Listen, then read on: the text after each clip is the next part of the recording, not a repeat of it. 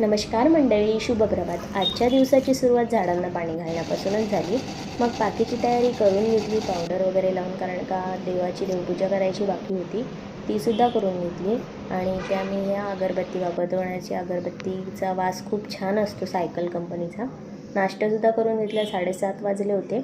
मग चिवड्याचा बेत केला, चिवडा करायचा होता खूप दिवसांपासून, ते पोहे आणून ठेवले होते, त्यामुळे मग चिवडासुद्धा केला, पहिल्यांदाच बनवला आहे।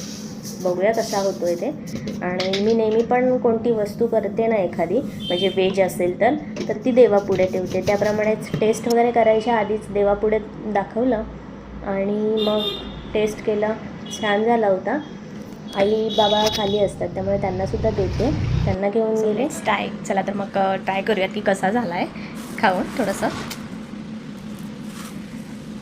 तो इथे घेतला आहे थोडंसं।